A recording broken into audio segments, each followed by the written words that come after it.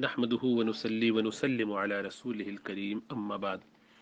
یہ بات کہ جتنے بھی لوگ دین کی بات کرتے ہیں وہ خود اپنے مسئلے کو یا اپنی مسلک کو، اپنی رائے کو بیان کرنے کے لیے حدیث کا سہارا لیتے ہیں، قرآن کا سہارا لیتے ہیں، اور اسی حدیث کو کوئی دوسرا اپنی رائے کے خلاف پاتا ہے تو وہ اس کو رد کرتا ہے یا کہتا ہے کہ یہ حدیث ضعیف ہے۔ تو اس کا مطلب یہ ہے کہ حدیثیں اکثر ضعیف ہی ہوئی، کیونکہ کسی نہ کسی کے نزدیک وہ حدیث ضعیف ہوگی۔ تو سب سے پہلے تو یہ جاننا چاہیے کہ کیا احادیث کل اتنی ہی ہیں کہ جن پہ لوگوں کا اتفاق ہوتا ہے جو مٹھی بھر ہو؟ مطلب کسی کا کہنا ہے کہ 40 حدیثیں ہیں جو صحیح ہیں جس پر سب کا اتفاق ہے، کوئی کہتا ہے کہ نہیں شاید 50-60 ہوں گی۔ تو کیا اتنی ہی حدیثیں جس پر امت کا اتفاق ہے؟ تو سب سے پہلے یہ جاننا چاہیے کہ دو چیزیں الگ الگ ہیں۔ ایک چیز ہے صحت حدیث باعتبار سند، جس کو ہم آسان زبان میں ایک حدیث کی اوتھینٹسٹی کہتے ہیں، کہ کیا یہ حدیث رسول اللہ صلی اللہ علیہ وسلم تک پہنچائی جا سکتی ہے گمان غالب کے درجے میں یا قطعی یقین کے درجے میں، یعنی یہ سرٹینٹی ہو جائے کہ یہ بات اللہ کے رسول صلی اللہ علیہ وسلم نے بیان فرمائی ہے کہ نہیں۔ ایک چیز ہے یہ۔ دوسری بات یہ ہے کہ کیا اس حدیث کو، جس کو ہم صحیح سمجھ رہے ہیں، ایٹریبیوٹ کیا جا سکتا ہے، لیکن اس کی مراد بھی وہی ہے جو میں سمجھ رہا ہوں، یا اس کی دوسری مراد بھی ہو سکتی ہے۔ یہ آسپیکٹ جو ہے اس کو کہتے ہیں اس کی دلالت۔ حدیث سے جو دلیل لی جا رہی ہے وہ دلیل صراحتاً اس سے لی بھی جا سکتی ہے یا یہ بھی کھینچا تانی ہے۔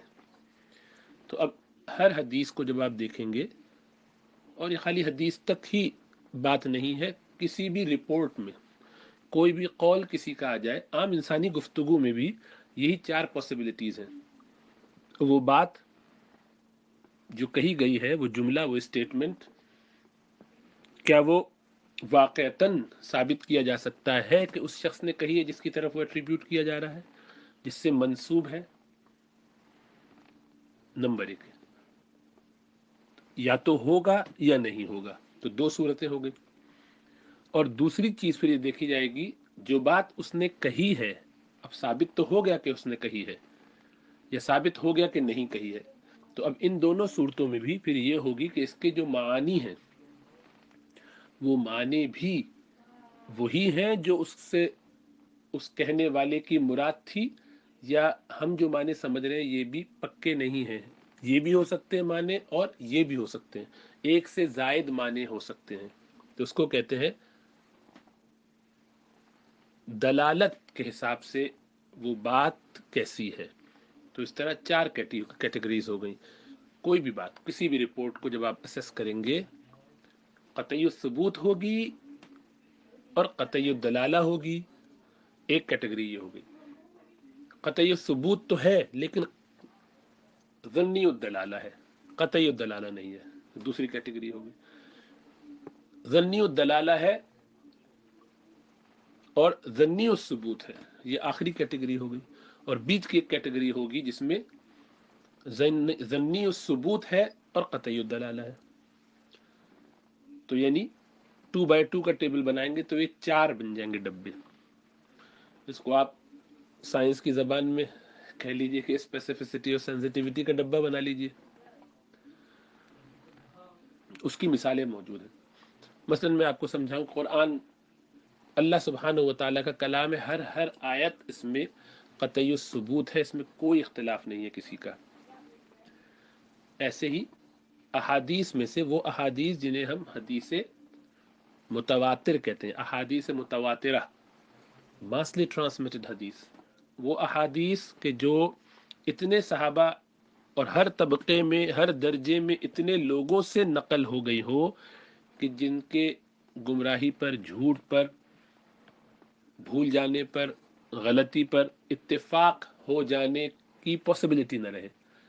یعنی ایک آدمی سے غلطی ہو جائے گی، پھر دوسرے سے ہو جائے گی، 4 سے ہو جائے گی، 50 لوگ کیسے غلطی کریں گے؟ ہر آدمی ایک بات کیسے کرے گا غلط؟ بھول گیا، ایک بھول جائے گا، 2 بھول جائیں گے، اتنے کیسے بھول جائیں گے؟ صحابہ میں، تابعین میں، اتباع تابعین میں 2 4 کا حافظہ ہر ایک کا تو نہیں خراب ہو. تو اس کو کہتے ہیں جب ماسلی ٹرانسمیٹڈ کوئی چیز ہو تو وہ قطعی الثبوت ہوتی ہے، اور وہ قرآن مجید اس کی سب سے اعلیٰ مثال ہے. قرآن مجید ہمارے پاس اتنے لوگوں کے ذریعے آیا ہے، اتنے صحابہ، 10,000 صحابہ نے تو اللہ کے رسول صلی اللہ علیہ وسلم کے زمانے میں اس کو یاد کر کے آگے پھیلایا، اور پھر ان کے بعد تابعین اور اتباع تابعین. تو وہ ایک حدیث متواترہ کی شکل ہے، ایک بات، ایک رپورٹ. حدیث بمانے رپورٹ یہاں پر تو متواتر ہے کہ جن سے غلطی کا امکان نہیں ہو سکتا. لیکن کیا ہر قرآن کی آیت اور حدیث متواترہ قطعی ہوتی ہے اپنے معانی میں بھی، یعنی اپنی دلالت میں بھی؟ نہیں، کبھی ہوتی ہے اور کبھی نہیں بھی ہوتی. دونوں پاسبلٹیز ہوتی ہیں. یعنی اس سے میننگ ایک سے زائد لیے جا سکتے ہیں، وہ اس جملے کے اندر، اس اسٹیٹمنٹ کے اندر، اس بات کے اندر اس کی گنجائش ہوتی ہے. اسی طریقے سے جب اس کو ہم دیکھتے ہیں کہ وہ ظنی ہے تو وہ کیا ہوتی ہے؟ ظنی سے کیا مراد ہے؟ Speculative, not that definitive. ذرا اسٹیٹس اس کا ریلیٹیولی لوور ہے. تو اب کیا کریں گے؟ اس کی پوری گریڈیشن ہے، پوری ضعیف سے لے کے فیبریکیٹڈ سے لے کے ویری ویک یعنی ضعیف جدا، موضوع، منکر، مردود، متروک، ایسی ساری حدیثیں. پھر اس سے اوپر ضعیف، مائلڈلی ویک، ہلکی ضعیف. اس سے اوپر آ کے حسن لغیری، پھر اس کے اوپر حسن لذاتی، اس کے اوپر صحیح لغیری، پھر اس کے اوپر صحیح لذاتی. اب یہ ساری، اور ان میں اور بھی بہت سارے بیچ بیچ میں شیڈز آتے رہتے ہیں. تو یہ سارا جو ہے سیٹ اپ، اس سے یہ پتہ چلے گا کہ بھائی کس گریڈ کا غنی ہے. اگر وہ غنی مور دین 50%، 60%، 70% ہے تو ظاہری بات ہے وہ قابل قبول ہے. اور اس میں پھر یہ بھی دیکھا جاتا ہے کہ وہ کس درجے میں استعمال کیا جا رہا ہے. کسی کی جان لینے کے لیے، کسی کو نقصان پہنچانے کے لیے، تو ظاہری بات ہے وہاں تو 100% سرٹینٹی نہیں ہوگی. تو یہی کہا جائے گا کہ انٹل پروف ادروائز وہ انوسنٹ ہے. یہ کافی نہیں ہے، 90% بھی کافی نہیں، 95 بھی، 99 بھی کافی نہیں، 100% چاہیے. تو ڈیپینڈ کرتا ہے کہ سچویشن کیا ہے. بہرحال، اور جو ضنی ہے دونوں حوالے سے وہ الگ مسئلہ ہے. ایک مثال دے دیتا ہوں تاکہ اس سے اور بات واضح ہو جائے. اللہ سبحانہ وتعالیٰ قرآن میں فرماتے ہیں فَصَلِّ لِرَبِّكَ وَانْحَرْ، نماز پڑھیے اور قربانی کیجیے. اب یہ قربانی کرنا رسول اللہ صلی اللہ علیہ وسلم کو کہا جا رہا ہے، تو اس سے قربانی فرض ہوگی، واجب ہوگی، خالی رسول اللہ صلی اللہ علیہ وسلم کے لیے ہوگی یا پوری امت کے لیے، صاحب نصاب کے لیے ہوگی؟ اب یہ معنی نہیں پتہ چل رہا ہے، لیکن یہ پتہ چل رہا ہے کہ قربانی کرنا ہے. قربانی کرنا دین میں، اب یہ پوائنٹ جو ہے کہ اللہ فرما رہے ہیں یہ قطعی ثبوت ہے، اس میں کوئی ڈاؤٹ نہیں کہ یہ اللہ نے فرمایا، لیکن اس کے معنی کیا ہے وہ بالکل متعین کلیئرلی نہیں ہے. ایک سے زیادہ معنی سمجھے جا سکتے ہیں، جیسے میں نے ابھی مثالیں دی. ایسی بہت سی چیزیں قرآن میں اس طرح کی مثالیں موجود ہیں. بہرحال حدیث متواترہ وہی 100 سے زائد ہیں. تو جب 100 سے زائد حدیث متواترہ ہے تو ان کی اوتھینٹسٹی ویسی ہی ہے جیسے قرآن کی ہے. ان دونوں میں کوئی فرق نہیں ہوتا اسٹرینتھ کے حساب سے، کہ یہ تو فرق ہوگا کہ وہ اللہ کا کلام ہے اور یہ رسول اللہ صلی اللہ علیہ وسلم کا کلام ہے، اس حوالے سے تو فرق بڑا ہے. لیکن اسٹرینتھ کے حساب سے کہ یہ 100% سرٹینٹی دیتا ہے، وہ بھی 100% سرٹینٹی دیتا ہے. قرآن کی آیت بھی کلام اللہ ہے، اس لیے ماسلی ٹرانسمیٹڈ ہونے کی وجہ سے. رسول اللہ صلی اللہ علیہ وسلم کی احادیث متواترہ ماسلی ٹرانسمیٹڈ ہونے کی وجہ سے ڈیفینیٹو ہے، ان میں کوئی کوشچن نہیں کیا جا سکتا. اس میں کوشچن کرنا ایسا ہی ہے جیسے قرآن میں کوشچن کرنا، کیونکہ ان دونوں کی اسٹرینتھ آف اوتھینٹسٹی جو ہے وہ برابر ہے. اس کو کہتے ہیں قطعی ثبوت، دونوں کے دونوں ہیں. ایک اور چیز قطعی ثبوت ہوتی ہے اور وہ ہے ساری امت کا اجماع ہو جائے. ایک وقت میں جتنے علماء موجود ہوں وہ سب کسی بات پر اتفاق کر لیں، تو وہ بھی 100% اوتھینٹک ہو جاتا ہے. اب جب اللہ کے رسول صلی اللہ علیہ وسلم کی اپنی حدیث متواترہ ہی اتنی ہے تو یہ سوال ہی نہیں پیدا ہوتا کہ کوئی شخص یہ کہے کہ خالی 40 حدیثیں صحیح نہیں. امام نووی رحمۃ اللہ علیہ نے اور ان سے پہلے اور ان کے بعد بہت بڑی تعداد میں علماء نے اربعین نام کی کتابیں لکھی ہیں. اربعین کا مطلب 40، تو 40 حدیثیں، اربعون اربعین 40 کو کہتے ہیں. 40 حدیثیں بہت سے ائمہ نے جمع کی. اس کی وجہ ایک ضعیف روایت ہے. اللہ کے رسول صلی اللہ علیہ وسلم نے بیان فرمایا، حدیث میں تھوڑا سا کمزوری ہے اس لیے اس کو ضعیف کہتے ہیں، لیکن اس کا مفہوم درست ہے، اس کے معنی پر سب کا اتفاق ہے کہ جو شخص میری امت میں سے 40 حدیثیں یاد کر لے گا اس کے لیے میری شفاعت واجب ہو جائے گی. اور ایک روایت میں ہے کہ جو یہ 40 حدیثیں یاد کرے گا اس میں کچھ فقہ آ جائے گی، کچھ سمجھداری آ جائے گی، فقیہ ہو جائے گا وہ. تو اس برکت کو حاصل کرنے کے لیے بہت سارے علماء نے اس کو لکھا اور کمپائل کیا. تو اربعین نووی ان میں سب سے زیادہ مشہور ہے. لیکن خود اربعین کی ہر حدیث ہائیلی درجے کی، ہائیسٹ لیول کی صحیح نہیں ہے. تو جو لوگ یہ بات کہتے ہیں وہ بیچارے علم حدیث کی اصطلاحات سے اور اس کی گہرائیوں سے واقف نہیں ہوتے، اس لیے بیچارے ایسا کہہ دیتے ہیں. جب کوئی شخص یہ کہتا ہے نا کہ آپ کی یہ دلیل درست نہیں اور اپنی دلیل میں وہ ایک حدیث پیش کرتا ہے، تو اس کی وجہ یہ ہوتی ہے کہ وہ آپ کی حدیث کو یوں نہیں ہوتا کہ وہ اپنے مطلب کو کوئی بنا لیتا ہے، کوئی مسلک بناتا ہے اور پھر وہ یہ رولنگ لے کر آتا ہے اور حدیث ڈھونڈ ڈھانڈ کے لاتا ہے. نہیں، یہ بدگمانی ہے، ایسا نہیں کرنا چاہیے. بلکہ ہوتا یہ ہے حدیث کے ذخیرے کو سامنے رکھ کر ایک رائے بنائی جاتی ہے، سب کو سامنے رکھنے کے بعد. اور وہ امام احمد بن حنبل کو 1 ملین حدیثیں یاد تھیں، اور وہ اس طرح اتنی زیادہ ہو جاتی ہیں کہ صحیح ضعیف سب نمبر 1. نمبر 2 یہ کہ ایک ایک حدیث کے لیے وہ مختلف طرق یاد کرتے تھے، معلومات کرتے تھے. مثلا انما الاعمال بالنیات مجھے اگر آپ سے سننی ہے، میں نے ایک، آپ میرے استاد ہیں، انہوں نے اپنے استاد سے سنی، آپ نے ان سے، اس طرح پوری ایک ترتیب چلی. تو مجھے لیکن یہ ہے کہ میں نعمان سے بھی معلوم کر لوں، میں فرحان سے بھی معلوم کروں، میں اکرم سے بھی معلوم کر لوں، میں فلاں سے بھی یاد کر لوں. تو میں نے 10 لوگوں سے سنی وہ حدیث تاکہ میرے پاس یہ جو سند آئی ہے ذرا مضبوط ہو جائے. اب مجھے 10 لوگوں نے یہی بات بتائی ہے تو ذرا بات میں جان آ گئی تو، لیکن حدیثیں 10 کہلائیں گی اس لیے کہ اس سے اب چین 10 ہو گئے تو الفاظ ایک ہی ہے. تو ایسا اگر سارے الفاظ کو رکھا جائے سامنے تو تقریباً 10-12 ہزار الفاظ رسول اللہ صلی اللہ علیہ وسلم کے جو مختلف جمع ہوئے ہیں، اگر ان کو ساری چینز کو نکال دیا جائے. لیکن ائمہ کثرت سے یاد کیا کرتے ہیں. امام بخاری اپنے بارے میں فرماتے کہ ان کو 6 لاکھ حدیثیں یاد تھیں. 3 لاکھ ان کے پاس لکھی ہوئی بھی تھی اور 3 لاکھ ان کے پاس حافظے میں تھی. تو یہ 6 لاکھ کے مجموعے سے انہوں نے پھر بخاری شریف مرتب کی. امام احمد بن حنبل کا جیسا عرض کیا کہ 1 ملین حدیثوں کے وہ حافظ تھے. اس طرح بڑے بڑے ائمہ گزرے ہیں، بقی ابن مخلد وغیرہ، جنہوں نے بڑی کثرت سے، اسی طرح امام ابن مندہ وغیرہ، ان لوگوں نے بہت کثرت سے حدیثیں یاد کی ہیں. بہرحال تو جب کوئی شخص اپنا مسلک بیان کرتے ہوئے کوئی حدیث پیش کرتا ہے نا، تو ہمیں یہ دیکھنا ہوتا ہے کہ وہ حدیث کس درجے کی ہے. تو اب ایک حدیث ویک ہے تو میں حدیث ویک کہہ کے گزر تو سکتا ہوں، لیکن مجھے 2-3 چیزیں دیکھنی. نمبر 1، کیا وہ عقیدے میں یہ حدیث پیش کر رہا ہے؟ حدیث ضعیف ہونا کوئی مسئلہ نہیں ہے. یہ کوئی قرآن و حدیث کی ڈیفینیشن نہیں ہے کہ حدیث صحیح ایسے ہوتی ہے اور حدیث ضعیف ویسے ہوتی ہے. یہ جو ڈفرینس آف اوپینین آتا ہے یہ حدیث کی ویکنس کی وجہ سے نہیں آتا، یہ ہمارے آبجیکٹو ٹریٹمنٹ اور اسیسمنٹ کی وجہ سے آتا ہے. اور پھر اس کے ساتھ ہم سبجیکٹیولی بھی اس کو دیکھتے ہیں، ہر ایک اپنے پس منظر کے ساتھ بھی دیکھتا ہے، ہر ایک کا ذاتی ذوق بھی ہوتا ہے. یہ ایسا ہی ہے کہ آدھا گلاس بھرا ہوا اور آدھا خالی ہو تو اس سے فرق پڑ جائے گا آپ دونوں کی سوچ میں. اور اس کی مثال خود رسول اللہ صلی اللہ علیہ وسلم کے زمانے میں تھی موجود.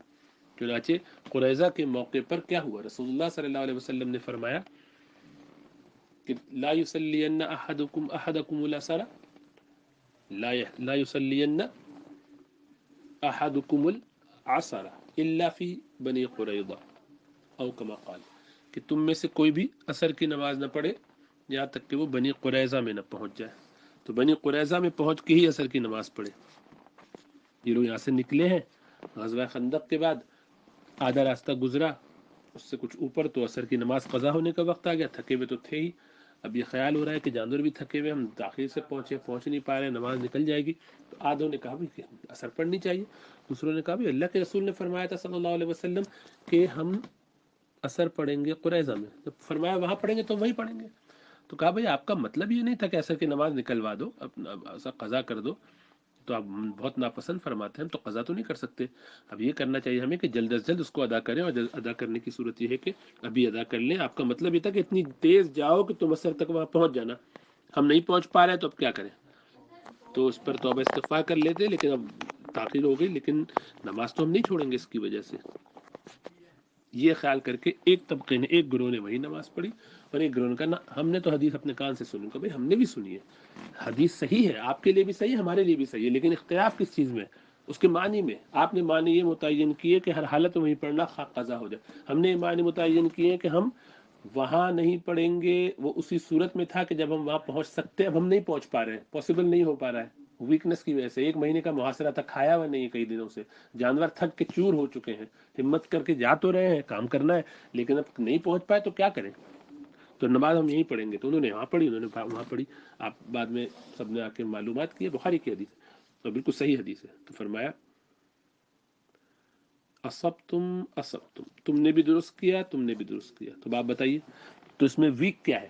ویک ان لوگوں کے نزدیک ان کی انٹرپریٹیشن ہے، اور ان کے نزدیک ان کی انٹرپریٹیشن ہے.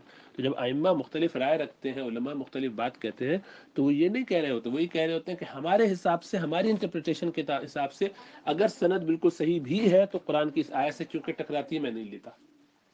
مثلا حضرت عائشہ فرماتی ہے اللہ کے رسول صلی اللہ علیہ وسلم کی اس حدیث کو، وہ کہتے ہیں نہیں میں کیسے اس حدیث کو قبول کر لوں جبکہ مجھے معلوم ہے قرآن کی فلاں آیت سے ٹکرا رہی.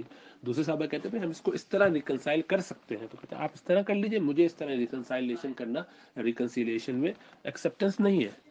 تو یہ تو ایک وے ہے چیزوں کو اسیس کرنے کا. اس کی بنیاد پر وہ حدیث ضعیف نہیں بنتی، اس کی بنیاد پر یہ ہوتا ہے کہ ہم آپس میں تطبیق نہیں دے پا رہے ہیں، اور کبھی کبھی بڑے علماء بھی نہیں دے پاتے، تو اپنی اپنی رائے پر چلتے رہتے ہیں. اسی لیے کہتے یہ کہ ہماری رائے درست کا ہم یقین رکھتے ہیں، لیکن غلطی کا احتمال بھی رکھتے ہیں، کیونکہ نہ ہم پر وہی آتی ہے نہ تم پر وہی آتی ہے.